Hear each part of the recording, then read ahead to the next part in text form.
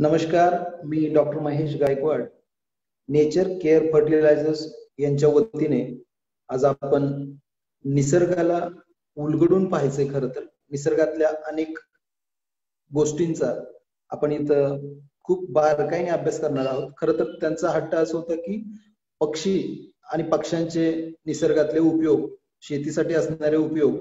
मात्र मी थोडासा विषय अजूनही वेगवेगळ्या निसर्गातल्या घटकांचा घेऊन तो तयार करतोय आपण. खास करून सांगायचंय मला की अगदी मातीतल्या गांडुळापासून ते हवेतल्या पक्ष्यांपर्यंत हे सगळे जीव शेतीसाठी पूरक आहेत. याचं कारण शेतीला ज्या पूरक गोष्टी लागतात त्या निसर्गाशिवाय जगात कोणीही देऊ शकत नाही. आणि म्हणून नेचर केअर फर्टिलायझर्स म्हणजे निसर्गाची काळजी घेत जी फर्टिलायझर्स तयार केलेले आहेत, मला खरंच आपल्या कंपनीचा अभिमान वाटतो. निसर्गाची काळजी करणारी सुद्धा खत निर्माण करणाऱ्या कंपन्या निर्माण होत आहेत. आणि खरं तर सर्व शेतकऱ्यांनी खास करून या कंपनीशी निगडीत असणारे जी काय त्यांची खतं आहेत, जे निसर्गाची काळजी घेतात, ती वापरलीच पाहिजेत. मला वाटतं आपण स्लाइड शोच्या माध्यमातून बघूया. आपण स्क्रीन शेअर करावी जेणेकरून मला त्याच्याविषयी बोलता येईल एका स्लाइड विषयी. खरं तर आजचा हा जो एपिसोड असेल तो आपली जैव विविधता असा असेल. तो आपली जैव विविधता म्हणजे काय, तर आपली जैव विविधता म्हणजे आपण आपल्या अवतीभोवती असणाऱ्या मुंगीपासून ते मातीतल्या अनेक सूक्ष्मजीवांपासून या सगळ्यांचं आपण बारकाईने अभ्यास करणार आहोत. पहिली स्लाइड बघतोय आपण. याच्यामध्ये 2001 ला निसर्ग जागर प्रतिष्ठान ही संस्था स्थापन केलेली निसर्गाचा जागर करण्यासाठी. खरं तर कारण निसर्गाविषयी माहिती आपल्याला सहज वाटतं की मला सगळी माहिती आहे, मात्र निसर्गातली माहिती किंबहुना 99% आपल्याला नाहीये, 1% माहिती आहे आपल्याला. आणि त्या माहितीच्या आधारावरच आपण निसर्गातल्या अनेक गोष्टींमध्ये फेरफार बदल करत असतो. पुढची स्लाइड. खरं तर हे न करावं, कारण निसर्गात जे आहे ते लँडस्केप ज्याला म्हणतो आपण, जे आहे ते तसंच ठेवलं पाहिजे. मी काम करत असताना खरं तर सुरुवातीला मी पक्ष्यांविषयी काम केलं, नंतर वटवाघळांविषयी काम केलं. आणि मी पक्ष्यांविषयी 2 पुस्तकही लिहिलेली आहेत, भीमथडीचे पक्षी वैभव आणि शेती मित्र पक्षी. शेती मित्र पक्षी हे पुस्तक खास करून शेतीला कुठले पक्षी मित्र आहेत, कुठल्या पक्ष्यांचा फायदा शेतकऱ्यांना होतोय हे मी दिलेलं आहे. साधारणपणे 150 प्रकारच्या पक्ष्यांची माहिती मी त्याच्यामध्ये दिलेली आहे. आणि खास करून हे सगळे पक्षी शेतीला मित्र पक्षी म्हणून ओळखले जातात. मात्र आपण त्या मित्र पक्ष्यांनाच आपण आपल्या शेतीत प्रवेश देत नाही. आणि म्हणून आजकाल जी केमिकल फर्टिलायझर्स वापरले जातात, जी केमिकल इन्सेक्टिसाइड वापरले जातात, पेस्टिसाइड्स वापरले जातात, त्याचा परिणाम फक्त शेतीवरती न होता तो मानवी आरोग्यावरती दिसायला सुरुवात झालेली आहे. आणि म्हणून आपण सगळ्यांनी हे सगळे जे आपल्या अवतीभोवती असणारी जीवसृष्टी आहे, हीच खरं तर आपली आपल्या शेतीला वाचवणारी जीवसृष्टी आहे. त्या जीवसृष्टीचा उपयोग करूनच आपण शेतीकडे वळलं पाहिजे. अलीकडे धावत्या युगात पटकन आपल्याला वाटतं की माझ्या शेतीतून मला भरघोस उत्पादन मिळावं, आणि म्हणून आपण नको ती फर्टिलायझर्स वापरत राहतो, केमिकल फर्टिलायझर्स वापरतो. आणि त्याचा परिणाम फक्त शेतीवर होत नाही, लक्षात घ्या, आपल्यावरती होतो. तो मानव जातीवरती तर होतोच, पण इतर सगळ्या जीवसृष्टीमध्ये तो होत असतो. आणि म्हणून शक्य आहे तेवढं आपण, शक्य म्हणण्यापेक्षा कोरोनाने आपल्याला शिकवलंय की तुम्हाला जर जमत नसेल तर आपल्याला या पृथ्वीवर राहायचा सुद्धा अधिकार नाही, लक्षात ठेवा. त्यामुळे या सगळ्या बाबतीत मी अशी पुस्तकं लिहिलेली आहेत की जेणेकरून त्याचा उपयोग शेती रिलेटेड पक्षी असतील, प्राणी असतील, वटवाघळ असतील, या सगळ्यांवरती वेगवेगळी पुस्तकं लिहिली. ती पुस्तक इथं दाखवलेली आहेत. पुढची स्लाइड. आता खरं तर शेतीचं आणि या स्लाइडचं खूप महत्वाचं नातं आहे, लक्षात ठेवा. त्याचं कारण आपण शेतीच्या बांधावरती झाडं ठेवलेली नाहीत, आपण गावाच्या अवतीभोवती असणारी झाडं तोडलेली आहेत, रोडच्या कडेला असणारी झाडं तोडलेली आहेत. शहरात आपल्याला झाडं नको आहेत, माझ्या घराशेजारी मला झाड नको आहे. मग झाड नक्की कुठलं पाहिजे आपल्याला आणि कुठं लावणार आहोत आपण? सगळ्यात महत्वाचं आपल्या अवतीभोवती आपल्याला जगायला ऑक्सिजन पाहिजे. तो ऑक्सिजन मिळवायचा असेल तर जगभरात फक्त आपल्याला झाडेच ऑक्सिजन देऊ शकतात. आणि ही जर झाडे आपण लावली नाही तर मात्र आपल्याला यापुढे या पृथ्वीवर राहण्याचा कुठलाही अधिकार राहत नाही. आणि त्याच्यातून सुद्धा झाडे कुठली लावायची हा साधा प्रश्न असतो. लोकांना वाटतं हिरवं दिसतंय जे झाड आहे ते लावायचं, असं नाहीये. प्रत्येक झाडाची किंमत वेगळी आहे, प्रत्येक झाडाची व्हॅल्यू वेगळी आहे, त्याचा किफायतशीरपणा वेगळा आहे, त्याचं जैवविविधतापूरक महत्व वेगळं आहे. आपल्याला अशी झाडं लावायची की ज्या झाडांचा उपयोग आपल्या बरोबर इतर जीवांना सुद्धा होईल, अशी झाडं लावली पाहिजेत. साधारणपणे असा विचार करा, आपल्या शेतीच्या बांधावरती पूर्वी बोरी, बाबळी, काटेरी झाडं असायची, काही फळझाडं असायची, त्याच्यात आंबा प्रामुख्याने असायचा, सीताफळ असेल, रामफळ असेल, इतर सगळी जी काही फळझाडं होती ही होती. काही अशी झाडं होती की जी प्राण्यांना उपयोगी असणारी. मात्र अलीकडच्या काळामध्ये आपण झाडं लावण्याचं जे आपण ठरवतो जी झाडं लावायची त्याच्यामध्ये जवळपास 90% परदेशी झाडं लावतोय. आणि आपल्या शेतीसहित जीवसृष्टीला जर कुठला पहिला धोका असेल तर आपण चुकीचं झाड लावणं, एक चुकीचं झाड लावलं तर साधारणपणे लाखभर जीवांना आपण त्यांचा खून करतो, अक्षरशः त्यांना संपवतो आपण. आपण आपल्या अवतीभोवतीची बघतो त्याच्यामध्ये आपण खास करून परदेशी झाडं लावलेली आहेत, आता ती बंद केली पाहिजेत. मी ही स्लाइड खास करून त्यासाठीच ठेवलेली आहे की आपल्या अवतीभोवती असणारी जी झाडं कुठली आहेत ती या स्लाइड मध्ये आहेत. आपल्या अवतीभोवती पूर्वीपासून जर विचार केला तर कडुलिंब होता, साधी गोष्ट आहे, कडुलिंब असायचा त्याच्यामुळे अनेक आजार कमी असायचे. करंज असायचा त्याच्यामुळे अनेक इन्सेक्टिसाइड, पेस्टिसाइड कमी लागायचे शेतीला. शेतीच्या अवतीभोवती तरवड असायचं, जे तरवडाला आता घटामध्ये आपण त्याच्या माळा वगैरे लावतो घटस्थापनेला, पण ते तरवड जगातलं असं झाड आहे की ते सगळ्या कीटकांना आपल्या शेतीच्या म्हणजे शेतीवर जो हल्ला होतो तो हल्ला 100% कमी करतं. त्याच्यात जे इन्सेक्टिसाइड, पेस्टिसाइड्स आहेत, त्याच्यातली जी केमिकल्स आहेत ती फक्त हवेत सुटल्यामुळे सुद्धा अनेक कीटाणू त्याच्या जवळपास फिरकत नाहीत आणि शेतावरती येत नाहीत. आणि म्हणून ते झाड अत्यंत महत्वाचं आहे, झुडूप वर्गातलं खरं तर आहे ते. खरं तर मारुती चितमपल्ली सारखे ज्येष्ठ वनस्पती शास्त्रज्ञ म्हणा, वन्यजीव शास्त्रज्ञ म्हणा, हे सुद्धा सांगतायत की उंबर, सगळ्यांना माहिती आहे औदुंबराचं झाड शेतीच्या बांधावर किमान 4 तरी पाहिजे. कारण ते झाड असं आहे की वातावरणातलं पाणी जमिनीत सोडतं आणि म्हणून उंबराचं झाड अतिशय महत्वाचं आहे. आपल्याला पक्षी वाचवायचे तर उंबराचं झाड खूप महत्वाचा रोल करत असतं.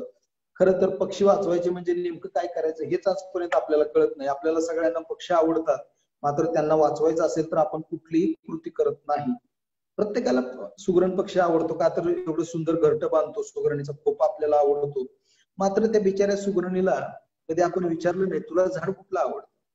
तिला मात्र साधी बाबळ आवडते, तिला बोरीचं झाड आवडतं. मात्र हे आपण सगळं काढून टाकलेलं आहे आणि त्याच्यामुळे आपण निसर्गाच्या विरोधात उभे राहिलेलो आहोत. आणि ज्या वेळेला मानव निसर्गाच्या विरोधात राहील त्यावेळेला तो संपल्याशिवाय, तो नष्ट झाल्याशिवाय राहणार नाही.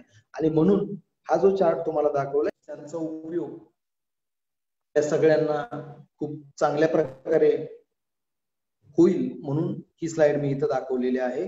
पुढे तर या स्लाइड मध्ये 4 फोटो दिसत आहेत तुम्हाला. मी मुद्दाम हे दाखवत असतो कारण याच्यामध्ये निसर्गाकडे कल असणारी किंवा निसर्गाबरोबर राहणाऱ्या अनेक व्यक्ती आहेत. त्यातले मारुती चितमपल्ली आहेत, सयाजीराव शिंदे आहेत, आपले उपमुख्यमंत्री दादा आहेत. या सगळ्यांबरोबर मी कायमस्वरूपी फिरत असतो आणि त्यांना ह्या निसर्गातल्या वेगवेगळ्या गोष्टी पटवून देण्याचं काम करत असतो. चितमपल्ली सरांकडून मी बरंच शिकलोय आणि त्याच गोष्टी मी सयाजी शिंदे असोत किंवा आपले उपमुख्यमंत्री दादा यांना सांगण्याचा प्रयत्न करत असतो की निसर्गाबरोबर राहायला शिकलंच पाहिजे, निसर्गातल्या अनेक गोष्टींना वाचवलं पाहिजे, निसर्गातली जी जुनी झाड आहेत ती ठेवली पाहिजेत, ती असतील तरच जैवविविधता असेल, अन्यथा जैवविविधता नष्ट झाल्याशिवाय राहणार नाही. आणि म्हणून ज्या देशातली जैवविविधता नष्ट होते तो देश रसातळाला जातो. त्याचं कारण तिथली लोक आनंदी आणि समाधानी राहू शकत नाहीत. जिथं जैवविविधता म्हणजे जीवांची विविधता जास्त असेल तिथे सगळ्या जगातले आनंदी म्हणजे लोक असतात. आणि असा एक देश आहे भूतान. भूतान सगळ्यांना माहित आहे, तो जगातला सगळ्यात गरीब देश असून सुद्धा जगातला सगळ्यात आनंदी आणि समाधानी देश आहे. त्याचं कारण त्या भूतानमध्ये जवळपास त्यांच्या एरियाच्या 74% जंगल आहे, जे आता भारतात फक्त 20%पेक्षाही कमी राहिलेलं आहे आणि खूप मोठी धोक्याची सूचना आहे. पुढची स्लाइड.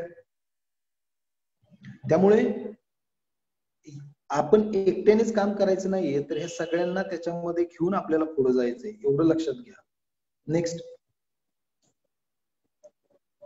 आता इथं शेतीमित्र वटवाघळ मी म्हटलंय, याचं कारण फक्त पक्षीच नाहीयेत, मी मगाशी पण सांगितलं, दिसणारे न दिसणारे जीवांसहित, अगदी मातीतली गांडुळं असतील, तिथून मधमाशा असतील, मधमाशांपासून मुंग्या, मधमाशा, पक्षी, वटवाघळ, सस्तन प्राणी, असे अनेक जीव शेतीला पूरक असतात. त्यामुळे या सगळ्यांना आपण शेतीमित्र म्हणतो. त्याचं कारण ही वटवाघळ तुम्हाला वाटत असतील यांचा काय उपयोग आहे.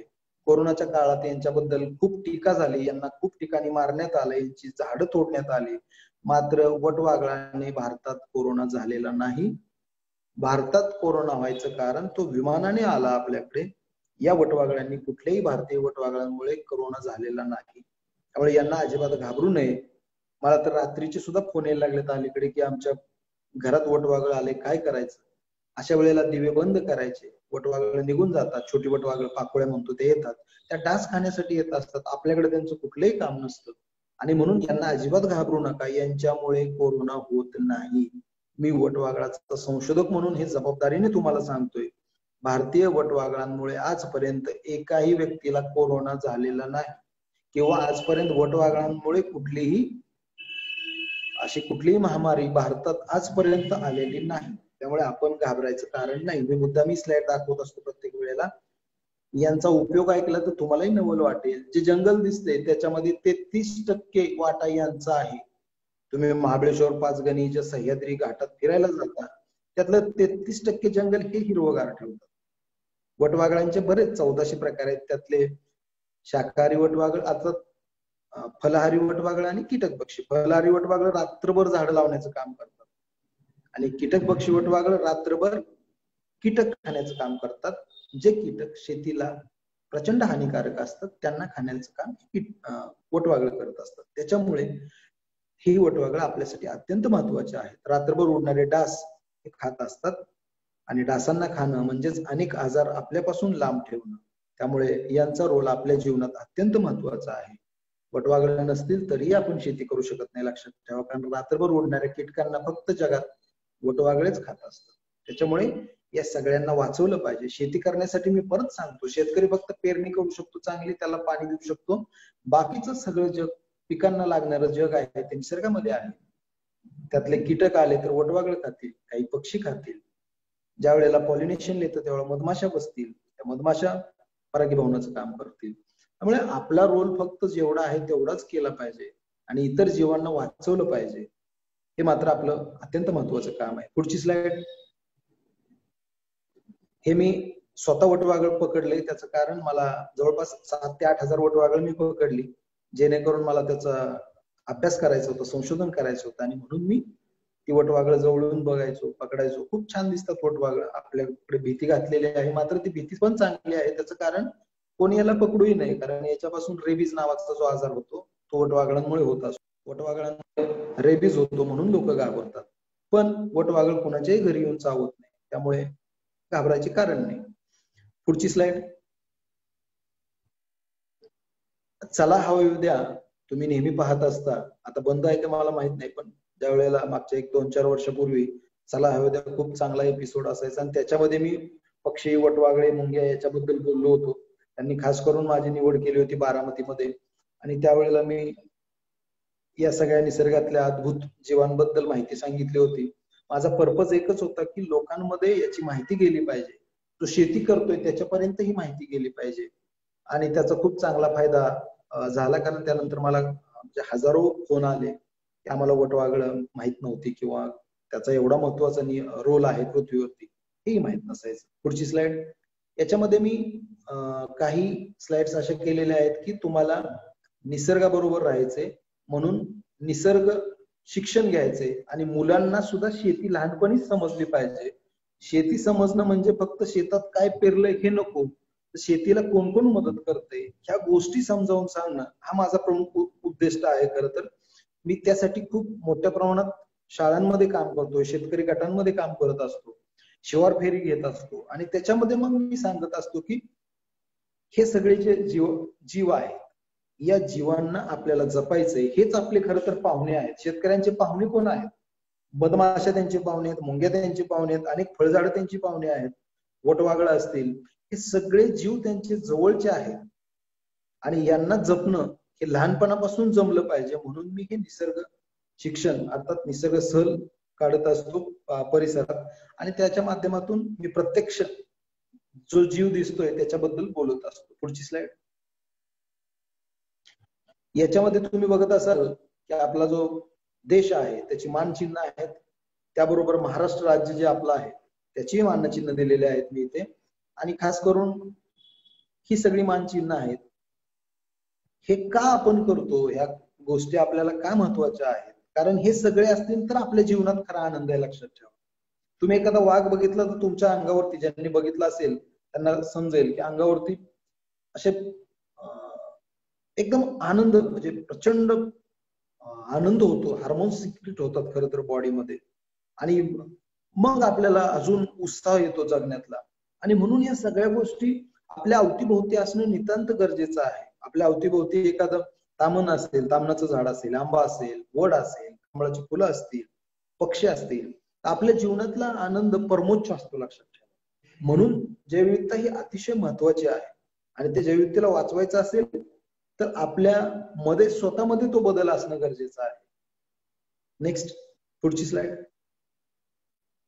आता आपण इथे मुंग्यांबद्दल थोडंसं ऐकूया, कारण शेती आणि मुंग्या हे अतिशय महत्वाचं नातं आहे. लक्षात घ्या.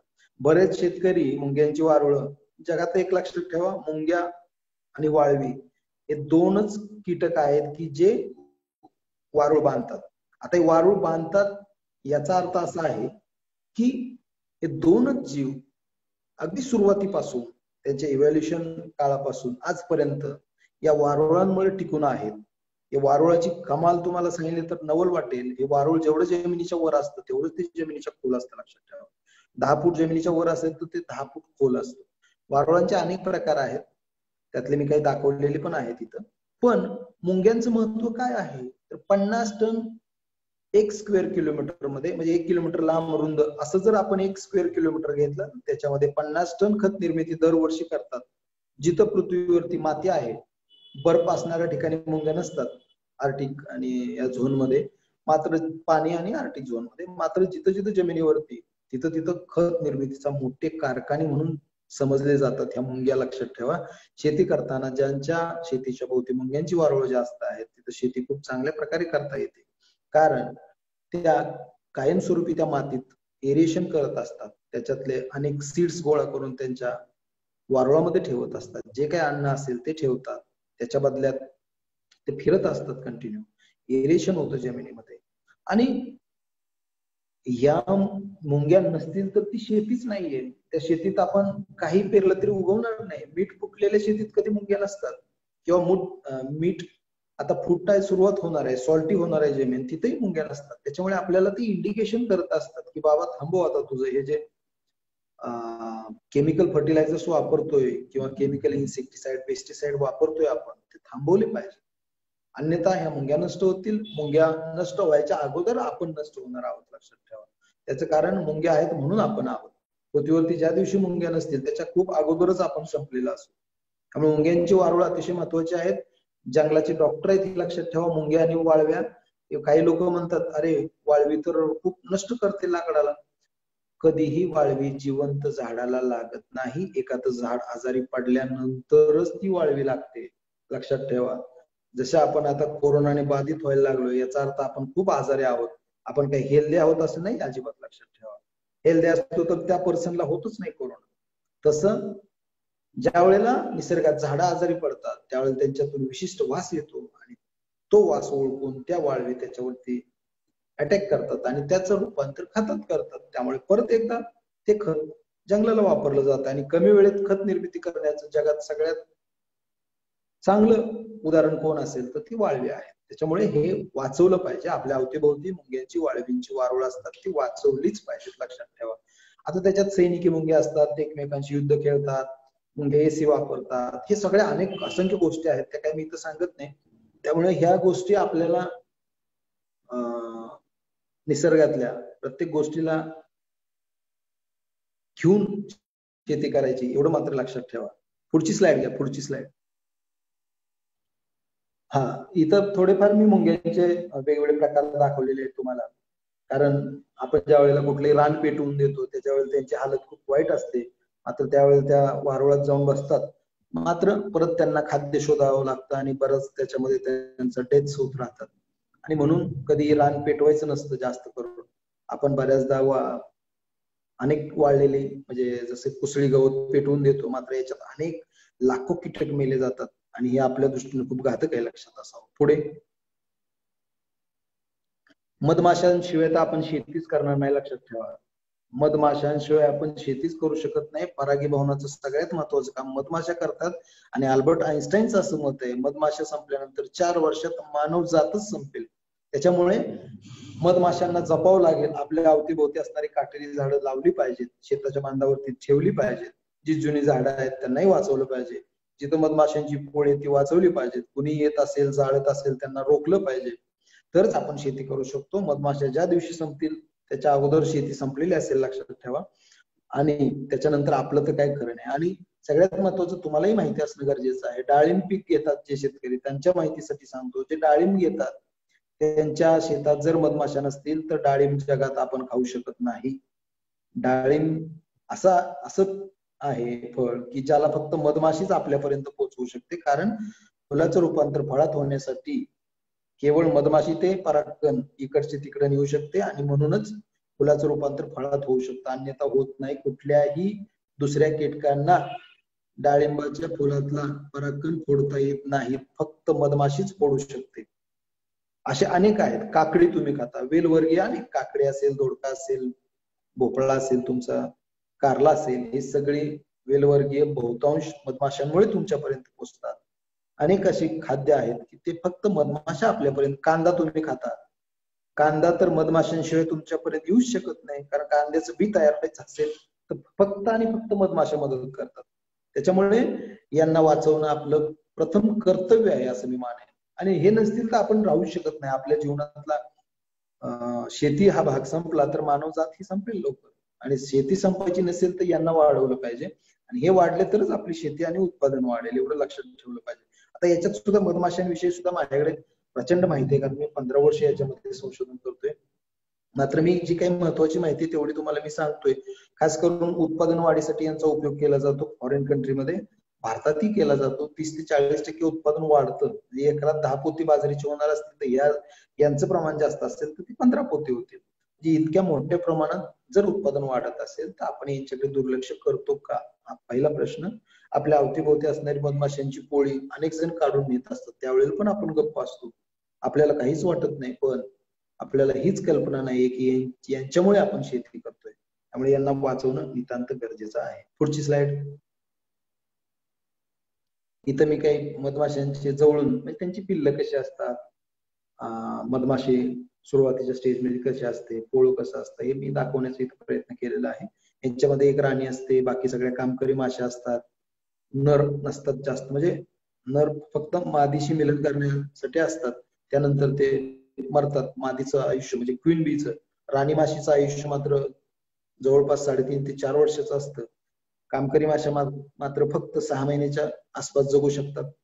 मात्र कामकरी माशीचा आयुष्यभर काम करणं हाच तिचा धर्म असतो आणि ते त्या पोळ्यामध्ये खूप चांगल्या प्रकारे करतात. राणी माशी सगळ्यांना ऑर्डर सोडत असते आणि त्याच्याप्रमाणे पोळं काम करत असतं. पुढची स्लाइड. हे काही प्राणी असतात आपल्या अवतीभोवती.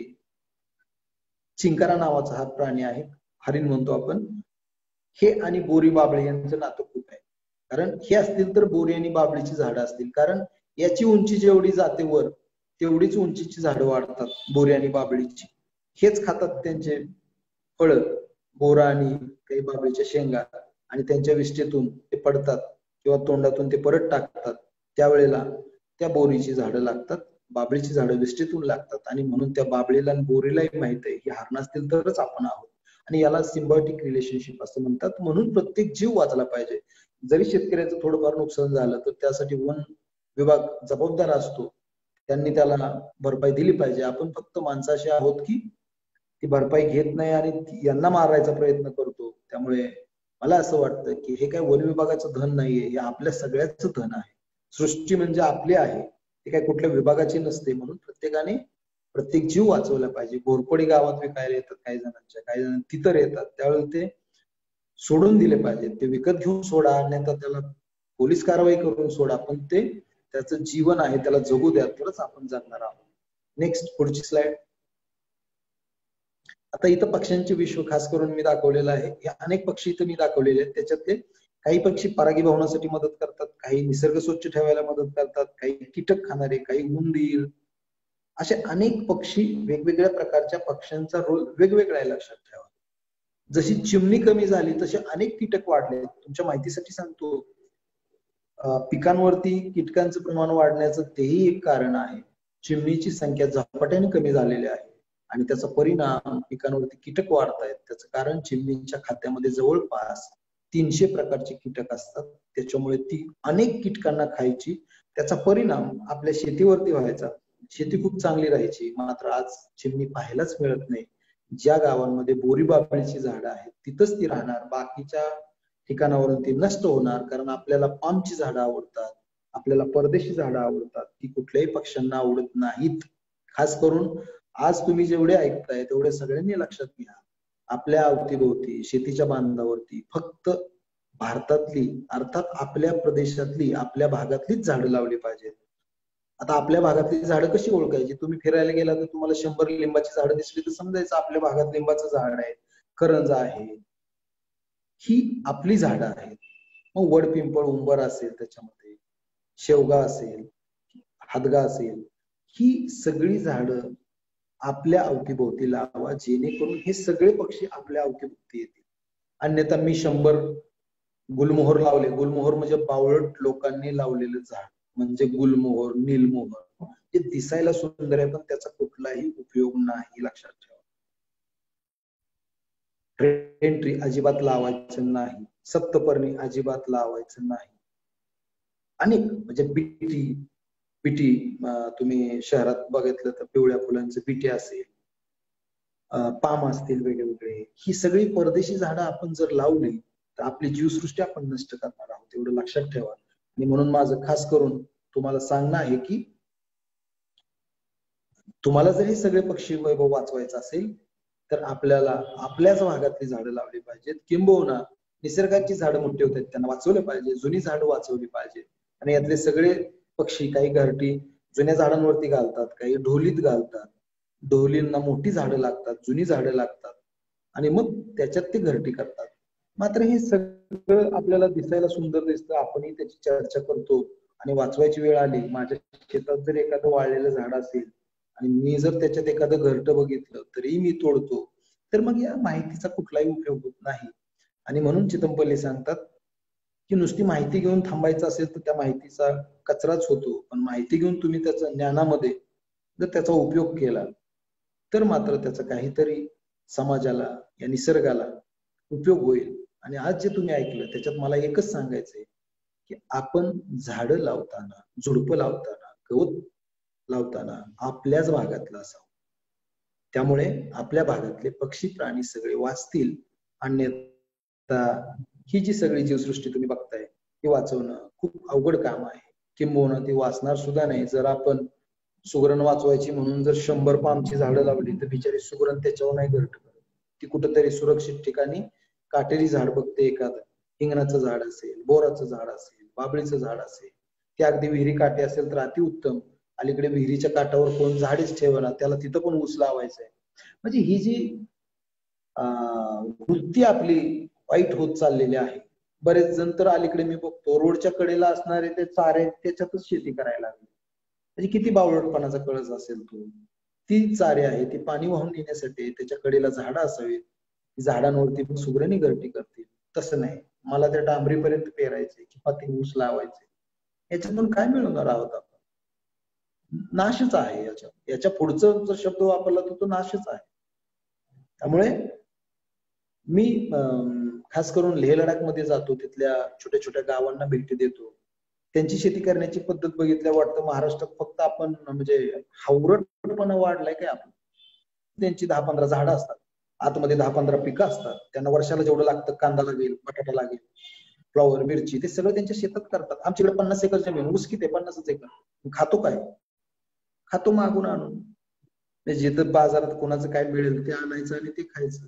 मग 50 एकरातला 25 एकर ऊस केला आणि 25 एकर इतर जर आपण केलं, खूप चांगल्या प्रकारे आपण आपली हेल्थ पण सांभाळू शकतो. सगळ्यात जास्त महाराष्ट्रात आता कोरोनाचे पेशंट आहेत, शुगरचे पेशंट आहेत, उद्या हाय बीपी, लो बीपी, हे सगळं आपल्याकडे येणार आहे. उद्या अटॅकचं प्रमाण महाराष्ट्रात वाढणार आहे. म्हणजे हे सगळंच आपल्याकडे काय येतं? आपण साखर सम्राट आहोत. आपल्याला साखरेशिवाय दुसरं काही दिसतच नाही. आणि म्हणून आपण सगळ्यात महत्वाचं जे काय आपला विकास आहे तो विकास नक्कीच करावा. त्याच्या अगोदर आपली हेल्थ जपावी.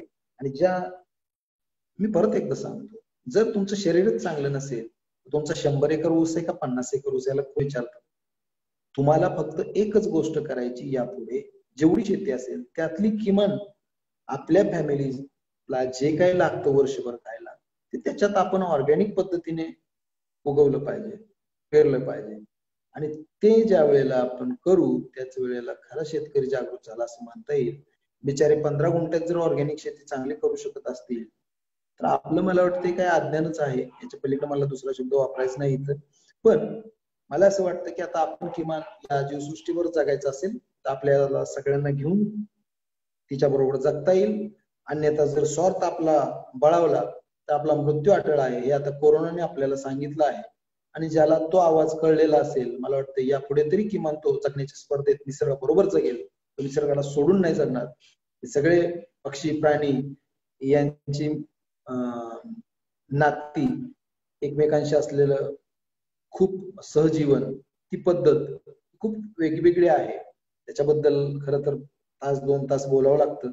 मात्र तरीही मी शॉर्ट मध्ये सांगेन, हे सगळं जीवनचक्रात आपण एक मुंगीसारखा, एक कीटक म्हणेल, मानव एक मानव असा एक मातीच्या कणा एवढा आहे, तो त्या सृष्टीचक्रात फिरतोय. मात्र त्याने जी काही गडबड केलेली आहे अन्न साखळ्यांमध्ये, ती जर आता थांबवली नाही तर मात्र आपला मृत्यू अटळ आहे, हे मात्र प्रत्येकाने ध्यानात घेतलं पाहिजे. त्यामुळे सगळं वाचवायचं असेल तर पुन्हा एकदा आपल्याला निसर्गाकडे वळायला लागेल. फुलपाखरांचं विश्व, फुलपाखरांना खास करून परागी भवनात त्यांचं आपल्याला खूप मोठं योगदान असतं. आणि यावर्षी फुलपाखरांची संख्या खूप वाढलेली आहे, कारण पाऊस खूप चांगल्या प्रकारे पडलेला आहे. त्याच्यामुळे फुलपाखर खूप मोठ्या प्रमाणात आपल्याला पाहायला मिळतील. सुरवंट नावाचा जो प्रकार असतो ते सुरवंटाचंच फुलपाखर होतं, हे सगळ्यांना मी खास करून इथं सांगतो. पतंग आणि फुलपाखरू होण्यासाठी सुरवंट ही एक त्याच्यातली स्टेज आहे. अंडी, आळी, कोश असं म्हणतो. त्यातलं सुरवंट, आळी जी असते ती आळीचे प्रकार आहे, ज्याला आपण टोचतात, त्या सुरवंट ज्याला म्हणतो आपण, ते याच्यापासून तयार होतं. आणि म्हणून बऱ्याच ठिकाणी ते मारली जातात. मात्र ते मारू नये अशा वेळेला, आणि त्याच्यातून सुंदर फुलपाखरू पाहायला मिळतं. पुढे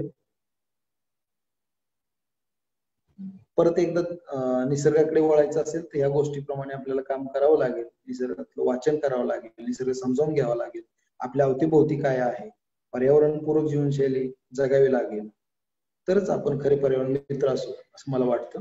नेक्स्ट. धन्यवाद. मला इथं जी तुम्ही बोलायची संधी दिली त्याबद्दल मी आपला मनपूर्वक आभारी आहे. मला असं वाटतं की कोणाचे काही प्रश्न असतील तर आपण ते जरूर विचारावे. शेतकऱ्यांचे काही प्रश्न असतील तर ते विचारण्यासाठी नेचर केअर फर्टिलायझर्सचा जो कस्टमर केअर क्रमांक आहे तो 9881 58 41 60. पुन्हा एकदा सांगतो, 9881 58 41 60 या क्रमांकावर आपण या संदर्भातले काही प्रश्न असतील तर विचारू शकता. आपले प्रश्न डॉक्टर गायकवाड सरांच्या पर्यंत आम्ही पोहोचवू आणि त्यांच्याकडनं जी उत्तरं येतील ते आपणापर्यंत आम्ही पोहोचवण्याचा प्रयत्न करू. सर धन्यवाद.